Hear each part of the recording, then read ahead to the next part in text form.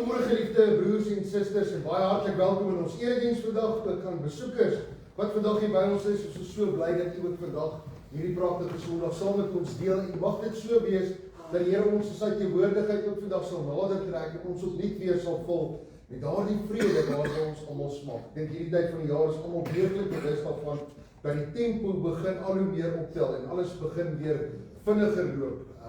Maar mag die Here vir hierdie oomblik wat ons hier by mekaar is, ons rustigheid gee, kalmte van gemoed gee, sodat ons sy vrede en sy liefde sal beleef.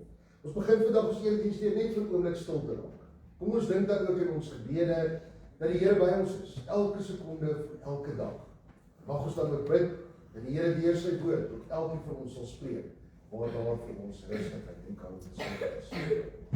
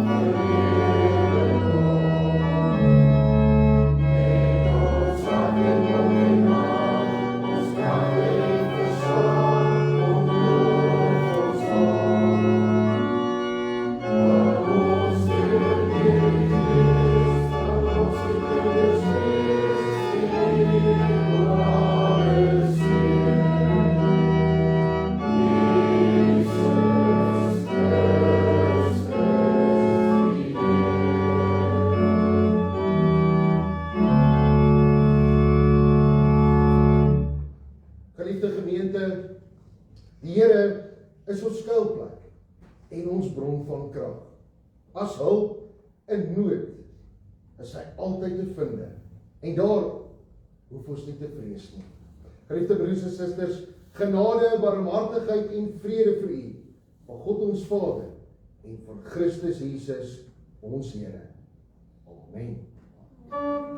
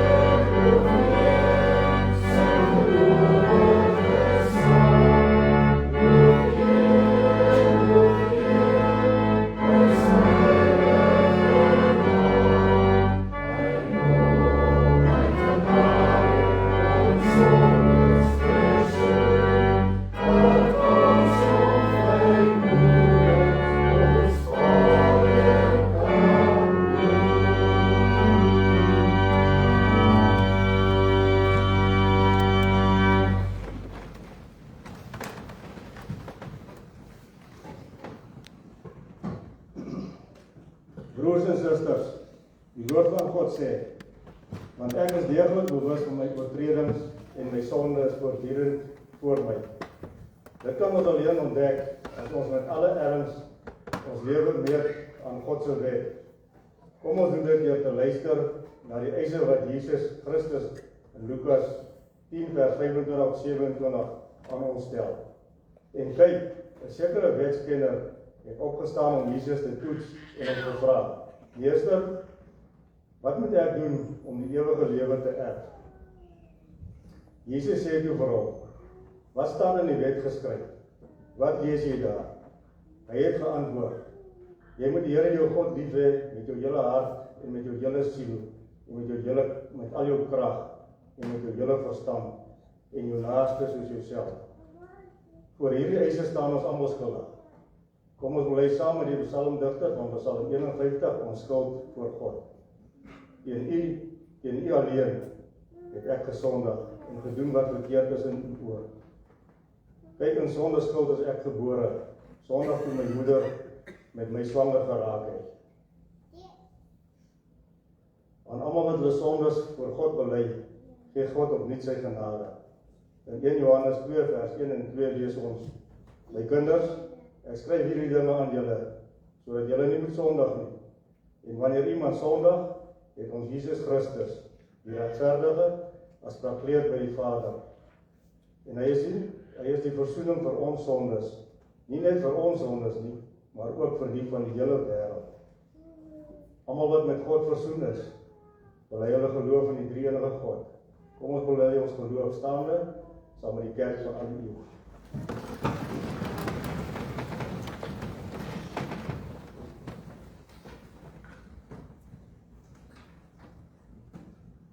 Ons glo in een God, die almagtige Vader, die skepper van hemel en aarde, en van alle sienlike en onsienlike dinge, en in een Heer, Jesus Christus, die enige gebore Seun van God, gebore uit die Vader voor alle tye, God uit God, lig uit lig, waaragtige God uit waaragtige God, verwek, nie gemaak nie, een in wese met die Vader, deur wie alle dinge ontstaan het, wat ter wille van ons, die mense, en ter wille van ons saligheid, neergedaal het in die hemel, vlees geword het deur die Heilige Gees en die Maagd Maria, en mens geword het, wat selfs vir ons gekruisig is onder Pontius Pilatus, gelei het en begrawe is, en op die derde dag weer opgestaan het volgens die skrifte, wat opgevaar het na die hemel, en wat sit aan die regterhand van God die Vader, wat weer sal kom met heerlikheid om te oordeel, die wat nog lewe, en die wat reeds gesterf het, wie se koningsheerskap by geen einde sal hê nie, en in die Heilige Gees,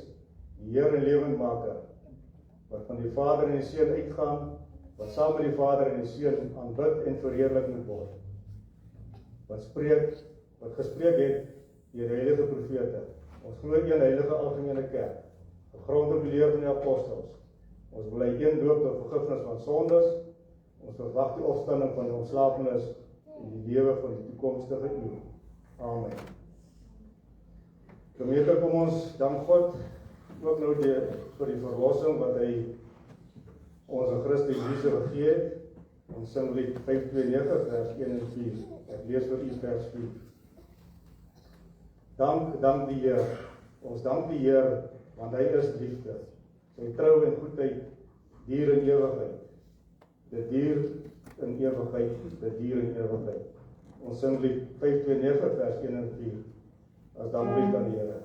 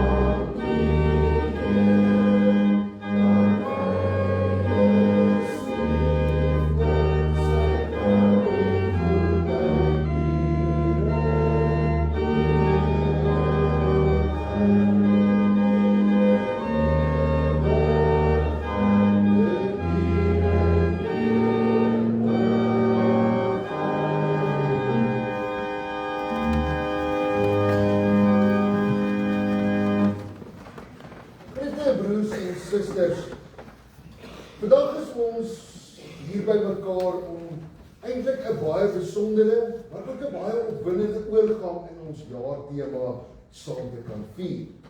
Jy sal nou onthou dat ons jaartema vir hierdie jaar gaan oor asemhaling. Nou as jy onthou dat asemhaling is daardie natuurlike ritme binne in elke van ons. Ons asem in, ons asem uit, ons asem weer in en ons asem weer uit. En almal van ons moet dit doen, anders gaan jy ophou lewe. So asemhaling is 'n lewensnoodsaaklike ritme in elkeen van ons se lewens. En dis hierdie selfde fisiologiese ritme wat ons gevat het en gesê het, kom ons maak dit ons jaartema. Want soos wat ons nodig het om asem te haal en te lewe, so het ons God elke dag nodig in ons lewens. Dit maak dan ons tema asemhaling, maar daardie ritme van 'n lewe saam met God. En dan het ons in die eerste kwartaal ons jaartema begin by inasem. Ons het vir 'n oomblik vir mekaar gesê, dis nodig om hierdie mal en dolle wêreld waarin ons elke dag leef, wat elke dag rondom ons raas, vir 'n oomblik net stil te raak. Vir 'n oomblik net stil te raak en God se teenwoordigheid in ons lewens te beleef. En daardie teenwoordigheid van sy liefde en sy genade in te asem. Ons kan nie uitasem as ons nie eers ingeasem het. Dis nie hoe dit werk nie. En ons het ons jaartema begin met daardie inasem oomblik van God se teenwoordigheid in my lewe. 'n Wêreld wat baie deur mekaar is. 'n Lewe wat baie raas. 'n Wêreld wat ons baie keer onderkry. Maar dan daardie nodige suurstof in te kry van sy liefde en genade. In die tweede kwartaal het ons oorgegaan na die volgende ritme, om weer uit te asem. Geliefde broers en susters, daar sal jy onthou, het ons gesê, dit is belangrik vir elke gelowige, om vir 'n oomblik net die maskers wat ons in die wêreld elke dag dra, af te haal. Ons kan in elk geval niks vir God wegsteek nie. En hier in God se teenwoordigheid kom haal ons maskers af. En vir elke gelowige, dis eintlik vir elke mens in hierdie wêreld nodig om vir 'n oomblik al ons vrese, al ons bekommernisse, al ons spanning, al ons prestasie druk wat die wêreld op ons sit, en so kan ek die lys by aanvul, vir 'n oomblik by die voet van die kruis te kom uitasem. En wanneer ek myself, my lewe, die uitdagings van die lewe voor God uitgeasem het, is my longe leeg sodat ek weer God se genade en sy liefde en sy teenwoordigheid in my lewe kan inasem. En hierdie hele ritme kan nie sonder die leiding van die Heilige Gees elke dag gebeur. Ook in die tweede kwartaal het ons geëindig om te sê, wanneer ons dan God se teenwoordigheid, sy liefde en sy genade ingeasem het, en God se Gees deel is van ons lewens, geestelike lewensasem, dan moet ons dit ook weer uitasem op die wêreld daar buite. En nou staan ons hier in die begin van die derde kwartaal. En wanneer ons hier in die begin van die derde kwartaal staan, is dit eintlik eerlik met jou om te sê, die ritme herhaal homself nou maar net. Dis weer inasem, uitasem. Maar dan kom tog hierdie kwartaal 'n unieke perspektief by. En daardie perspektief beskryf ek in die vraag wanneer ek vra, wat gebeur wanneer 'n hele groep mense, 'n hele groep gelowiges soos ons hier by mekaar is vandag, wat God se Gees inasem en dan ook weer ons eie self uitasem sodat ons gevul kan word met God se Gees. Wat gebeur wanneer ons saam in 'n ruimte soos die kerk by mekaar staan? Geliefde broers en susters, dan begin ons saam asem. Hierdie kwartaal gaan oor kerkdiens. Saam asem gebeur wanneer mense nie net meer hulle eie individuele paaie volg in hulle geestelike lewe. Maar dit gebeur wanneer mense se harte en hulle lewens met mekaar in sinkronisasie kom. Saam asem gebeur wanneer 'n gemeenskap, 'n gelowiges op dieselfde ritme begin leef. Een hart, een ritme, een liggaam, gedryf deur een en dieselfde Gees. Nou geliefde broers en susters, kom ons lees hoe lyk dit wanneer die vroeë kerk saam begin asemhaal. Ek lees daarom vandag vir ons uit Handelinge 2 uit daar van vers 42 af. tot by vers 47. Daar lees ons, hulle het bly volhard in die leer van die apostels, die verbondenheid met mekaar, die breek van die brood en gebede. Almal is met ontzag vervul en baie wonders en tekens het deur die apostels plaasgevind. Al die gelowiges was by mekaar en het alles gemeenschappelijk besit. Hulle het hulle eiendom en besittings verkoop en aan almal uitgedeel volgens elkeen se behoefte. Hulle het die eenheid volhard om die tempelterrein daagliks te besoek, aan huis die brood te breek en hulle maaltye met uitbundige blydskap en met opregte harte te geniet. Hulle het God bly prys en die hele volk was hulle goedgesin. En die Here het daagliks verlosstes by hulle getal gevoeg.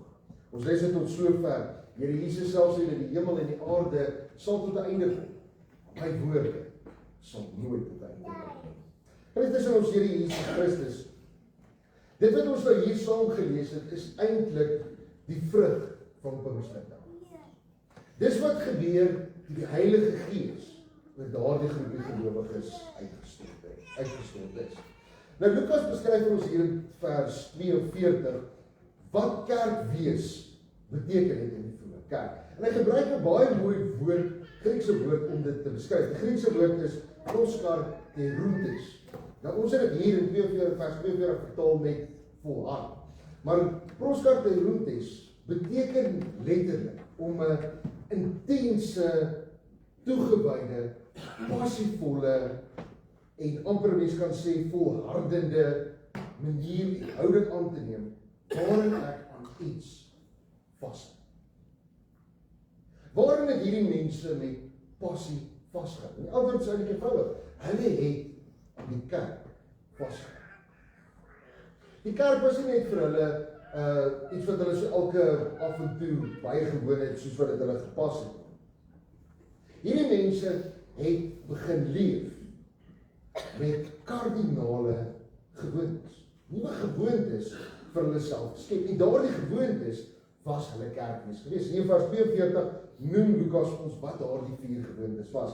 Allereers sê hy daar, hulle het volhard en vasgehou aan die leer van die apostels. Hulle het as 'n gemeente voortdurend geluister, geglo en geleer wat God se woord vir hulle wil sê.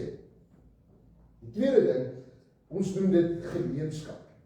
Lukas gebruik ook die woord koinonia hier wat dit letterlik beteken. Maar ek dink hy is so mooi vertaal in ons vertaling wanneer hy sê die tweede gewoonte wat hulle vir hulle self aangeleer het, was verbondenheid met mekaar. Gemeenskap is groot, maar nie is 'n kleiner gemeenskap. Ons kan amper sê dis 'n tipe gemeenteskap wat 'n nuwe gewoonte by hulle geword het. Hulle het mekaar se lewens, mekaar se nood, mekaar se harte begin deel. Die derde ding wat 'n nuwe gewoonte in die vroeë kerk geword het, lees ons hier, was die breek van die brood. En in kerklike taal, wanneer ons praat oor die breek van die brood, verwys dit maar altyd na die nagmaal. En ek dink ook nie dit verwys hier na iets anders nie. Hoor dit mooi, die frekwensie was radikaal anders as vandag. Ons nou nagmaal een keer 'n kwartaal vier, het hulle elke dag nagmaal gehad. Maar hoor dan die bedoeling agter dit. Almal het saam om 'n tafel gaan sit, saam die brood gebreek, saam geëet, mekaar in die oë gekyk en met mekaar gepraat. Vir mekaar gevra, hoe gaan dit met jou? Hoe was jou dag gewees? Waarmee worstel jy vandag? Watter goeie, liefdevolle, vreugdevolle oomblik het jy vandag beleef? Maar watter hartseer het daar ook vandag oor jou lewenspad gegee? Daardie brood gebreek was deel in mekaar se lewe, omgee vir mekaar. En die vierde gewoonte was gebede, om saam met mekaar die aangesig van God te gaan soek.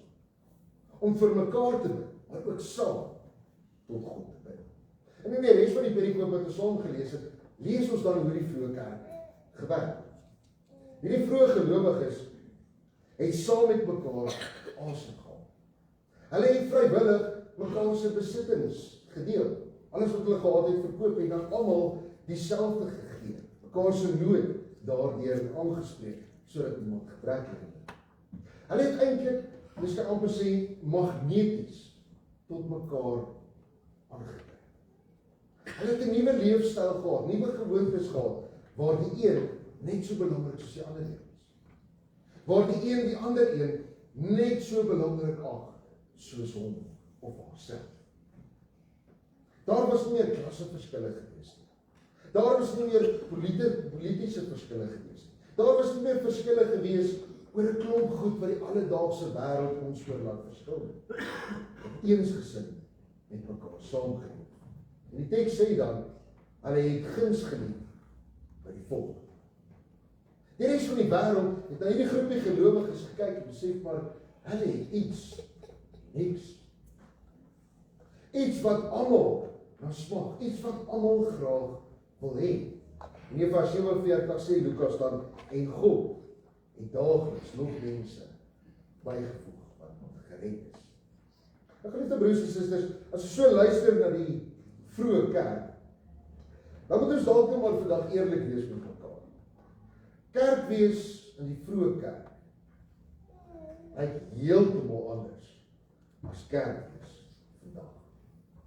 As ons vandag gaan kyk na die moderne kerk, dan sien ons daar's 'n hele klomp verskille, dinge wat anders is as wat dit in die eerste eeu was. En dit maak ook sin, want van die eerste eeu na Christus tot die 21ste eeu na Christus is daar 'n klomp goed wat verander het.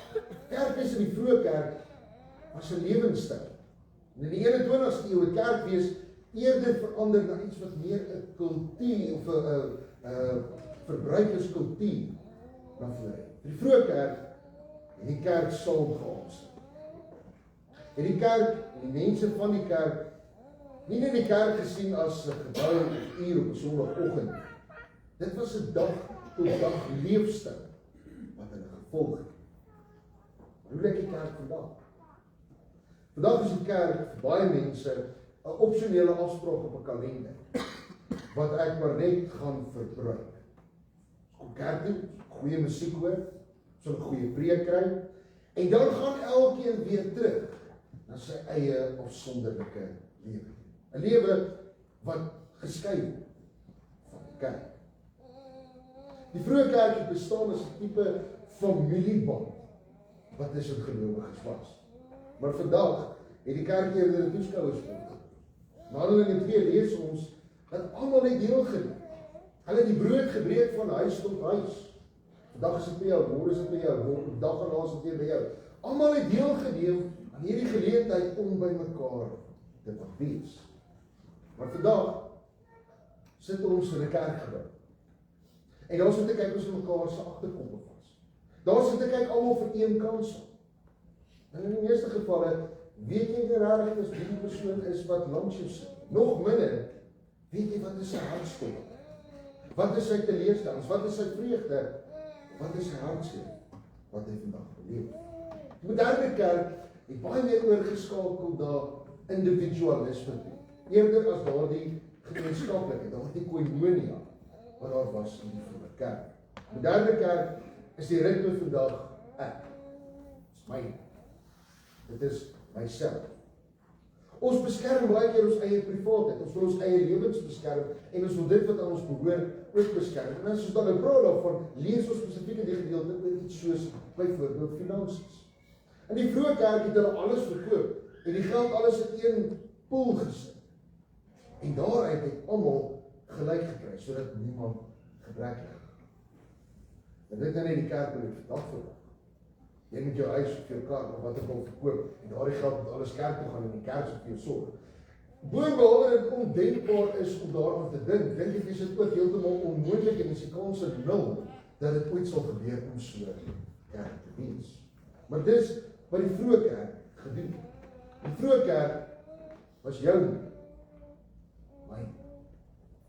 Geliefde broers en susters, ons moet nou erken, dat die kerk vandag is nie dieselfde as waarvan ons lees in Handelinge 2. En dan moet ek ook by sê, ons kan ook nie meganies gaan en die kerk van die eerste eeu net so oorplaas op die kerk in die 21ste eeu. Gewoon maar net, omdat ons werk, die konteks waarin ons vandag leef, is nie dieselfde as die evangelie van Christus. Maar tog, geliefde broers en susters, al verander tye, al verander strukture, al verander tegnologie, is daar een ding wat nog steeds dieselfde kan bly. En dit is die gees van saamhasting. Sien, geliefde broers en susters, wat onveranderlik is deur al die eeue, van die vroeë kerk af tot by die kerk vandag. So een ding, eintlik 'n paar dinge wat ons nog steeds net so kan hê. Ek het 3 goed gaan identifiseer wat ons vandag nog steeds van die vroeë kerk kan doen. Maar wat ons sal reeds hê. Die vraag is net, gebruik ons dit? Eerste ding is die ritme en die ruimte waarbinne ons die ritme van gelowig wees gaan uitleef. Ons lees hier so spesifiek in vers 46 dat die vroeë gelowiges het 2 ruimtes gehad. Hulle het die tempel gehad, die groter kerk, waar hulle as 'n geloofsgemeenskap bymekaar gekom het om die Here se lof te besing. Dis ons Sondag vandag. Dis ons kerk vandag. Ons het dit alreeds. Maar dan lees ons ook van die huiskerk wat hulle gehad het. Nou as ek praat van huiskerk, hou 'n gedagte. Die Jerusalemse gemeente was op hierdie stadium toe Lukas het skryf oor die 3000 lidmate gewees. Dis onmoontlik dat hulle almal in een van daardie klein huisies van die eerste eeu so ingepas het. Gelowiges het groepe gevorm wat mekaar ondersteun. En ons het die groepe in ons gemeente vandag ook. Ons het jong mense wat vriende is, wat 'n groep vorm. Ons het mense wat 'n gemeenskaplike doel het en saamwerk aan 'n gemeenskaplike doel in die kerk. En dadelik dink ek byvoorbeeld aan die NHSP. Ons het heelwat groepe in die kerk, Bybelstudiegroepe, wat daar is vir mekaar. 'n kerkraad wat saamwerk en saam is. En dis hierdie kleiner groep wat daar in die vroeë kerk ook al reeds was. Dis binne hierdie kleiner groep waar ons kan saam wees. Waar ons met mekaar se omstandighede kan deel, vir mekaar kan omgee en vir mekaar kan bid. Die tweede ding wat ons ook al reeds het, is daardie koinonie, daardie gemeenskap. Saam asem is nie net 'n voorswewende geestelike gevoel. Dit moet hande en voete kry. Geliefde broers en susters, dit beteken dat as iemand in ons midde swaar kry, dat ons sal omgee. Omgee kos nie noodwendig geld. Wat van jou tyd? Wat van jou talente wat jy gekry het? Dis daardie selfopoffering om vir mekaar om te gee wat in die vroeë kerk was, wat in ons kerk vandag, moderne kerk, nog steeds kan wees. Want ons almal behoort aan die liggaam van Christus. En die derde ding is daardie onverdeelde fokus op Jesus. Liefde broers en susters, in die vroeë kerk was hulle eendragtigheid, nie omdat hulle dieselfde persoonlikhede gehad het, of dieselfde politieke sienings gehad het, of dieselfde sosiaal-maatskaplike sienings gedeel het nie. Nee, hulle het van mekaar verskil. Maar in die kerk het hulle een hart en een ritme gehad, omdat Jesus Christus die middelpunt was van hulle lewe. Sonder die Heilige Gees is die kerk maar net nog 'n sosiale klap, soos 'n golfklap, tennisklap, rolbalklap, wat se klap ook al mag wees. Maar wanneer die Heilige Gees die kerk vul, dan word dit 'n lewende, voorspoedige, liefdevolle liggaam wat die wêreld, soos ons lees in vers 47, verstom. Geliefdes, die uitdaging vir u en vir my, veral nou in die derde kwartaal, is hierdie uitdaging van saamhasting. Dit is eintlik 'n eenvoudige uitdaging. Die opdrag is, moenie langer net 'n toeskouer wees nie. Waar gaan jy inskakel in hierdie kwartaal? Waar gaan jy inskakel? In die kerk van die Here. Die kerk moet in haar bedieningsplan 'n ruimte skep vir elke lidmaat, waar ons kan gaan uitasem, dat ook God se genade kan gaan inasem. En ons bedieningsplan het klaar daardie ruimte geskep. As jy hou van jong mense, daar is 'n ruimte daarvoor. As jy hou van opwindende nuwe uitdagings, daar is 'n ruimte daarvoor. As jy hou van ons ouer mensies, daar is 'n ruimte daarvoor. As jy hou daarvan om die diens van barmhartigheid 'n realiteit te maak, daar is 'n ruimte daarvoor. Ons staan vandag by die vraag, gaan jy inskakel in daardie ruimte? Ons uitdaging is eenvoudig, bely net jou lewensritme. Ons as gemeente moet op dieselfde maatslag allereers God se woord. Daarna in gebed tot God, maar ook vir mekaar en omgee vir mekaar. Die derde uitdaging is om saam asem te haal.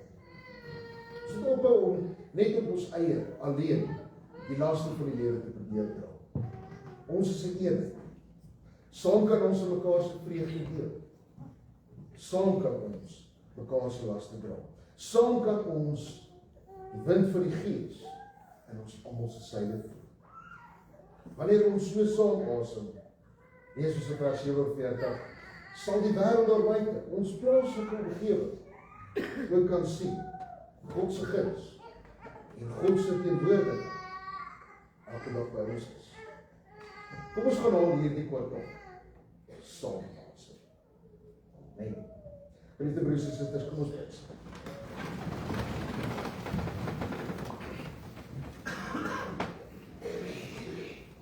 Here, ons Here, wat 'n wonderlike voorreg is dit nie vir ons om vanoggend as 'n gemeente in gebed na U te kom nie.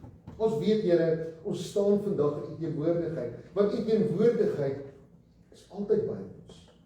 U teenwoordigheid is alomteenwoordig.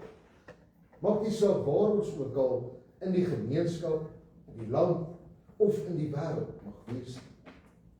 Ons dank die Here vir daardie sekerheid dat ons soveel keer kan stil raak in U teenwoordigheid. En U vir ons daardie hemelse suurstof gee van U liefde en U groot genade. U vir ons kalmte en rustigheid gee in 'n wêreld wat so dikwels onstuimig rondom ons is. Dankie Here dat ons weet ons kan al ons bekommernisse, al ons vrese, al ons hartseer, al ons tekortkominge elke dag by U kom uitdans. En dan weer gevul die Gees.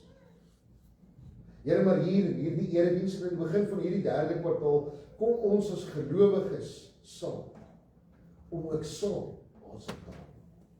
Want Here, U roep elkeen van ons om U kerk te wees.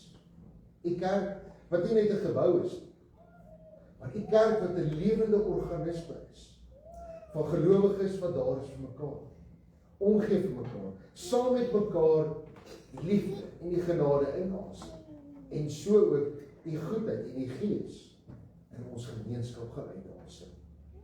Here, maar daarvoor het ons die leiding van die Gees nodig en is vandag ons gebed dat die Gees in elkeen van ons sal kom en oor elkeen van ons sal kom. Om ons te lei om in te skakel by U liggaam. U liggaam 'n gesonde, lewendige liggaam te maak. Verander ons hart en ons gedagtes, Here, sodat ons sal omgee vir mekaar, daar sal wees vir mekaar en mekaar op die hande sal dra. En daar, Here, waar daar nog baie werk in U kerk is rondom saam asem, is dit ons gebed, die vir ons die insig, wysheid en leiding sal skenk, dan 'n kerk te wees, soos wat U die kerk in die wêreld wil hê. Sien elke lidmaat wat vandag leef. Skenk aan elkeen liefde, genade, en laat elkeen bewus wees van U omgee en U Gees wat by ons is. Seën met ons lewens, Here. Seën almal wat vir ons dierbaar is. Hou U hand van bewaring oor elkeen van ons in hierdie wêreld. En laat ons U elke dag met ons woorde, ons dade, maar so ook met ons gedagtes loof en prys. Bid dit in die naam van Jesus Christus. Amen. Liefde broers en susters, as ons saam sing ons lied 478, 'n lied wat dan eintlik gaan oor God wat self sy kerk gebou het. God wat self sy kerk in stand hou. En elkeen van ons wat die voorreg om deel te wees van hierdie kerk. Kom ons sing as 'n slotsang lied 478, ons sing maar die eerste, die tweede en die vierde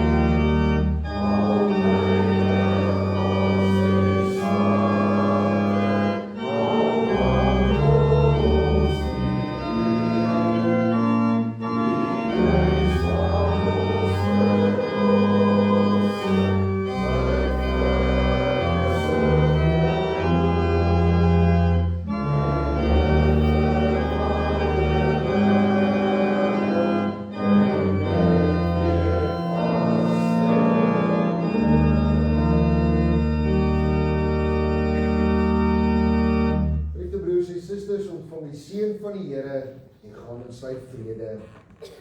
Die genade van ons Here Jesus Christus, die liefde van God en die gemeenskap van die Heilige Gees sal by elkeen wees en bly. Amen.